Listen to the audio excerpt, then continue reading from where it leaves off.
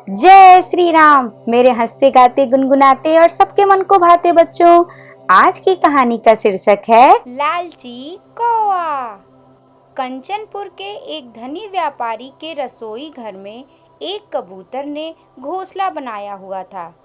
एक दिन एक लालची कौआ उधर आ निकला।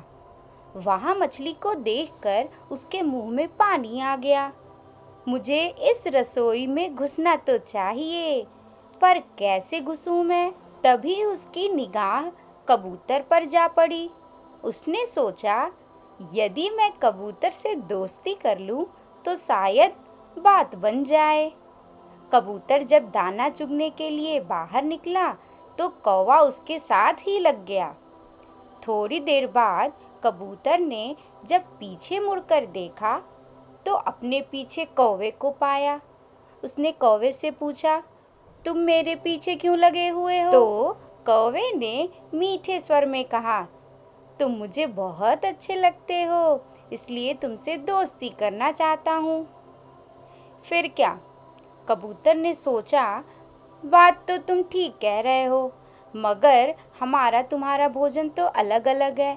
मैं बीज खाता हूँ और तुम कीड़े मकोड़े खाते हो। छी छी छी छी। कौवे ने लेकिन चापलूसी की।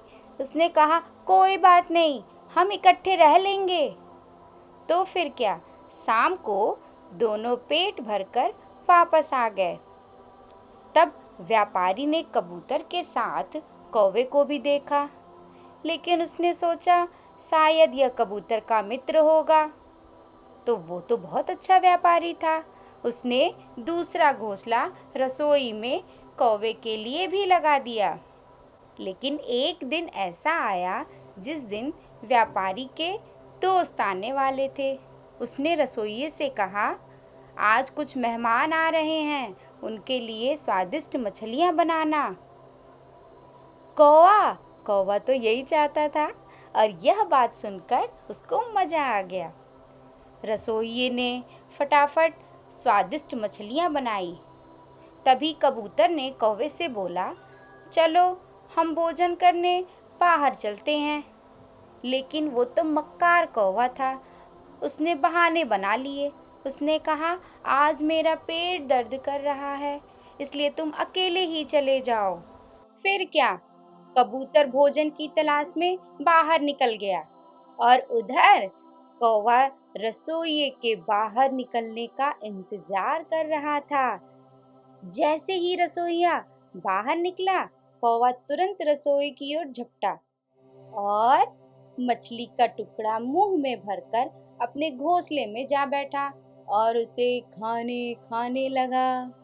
रसोइयों को जब खटपट की आवाज आई तो उसने सोचा, यह शायद रसोई घर से आ रही है। तो वह वापस रसोई की ओर गया और उसने देखा कि कौवा अपने घोंसले में बैठा मछली का टुकड़ा मजे से खा रहा है। रसोइयों को तो बहुत गुस्सा आया और उसने कौवे की गर्दन पकड़कर मरोड़ दी।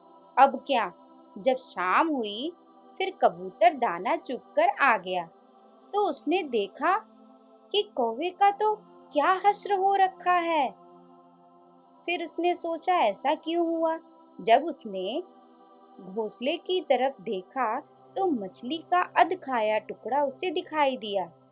फिर कबूतर को सारी बात समझ में आ गई कि शायद उसने जरूर लालच किया होगा, तभी उसकी यह हालत हुई है। इस कहानी से हमें क्या शिक्षा मिली? लालच के वशीभूत होकर प्राणों को संकट में डालने वाला सबसे बड़ा मूर्ख होता है। इसलिए हमें लालच नहीं करना चाहिए।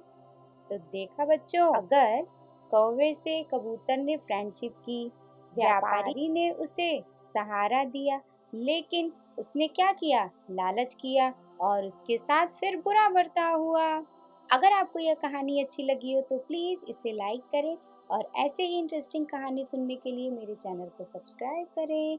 मिलते हैं हम आपसे नेक्स्ट वीडियो में, तब तक के लिए बाय बाय।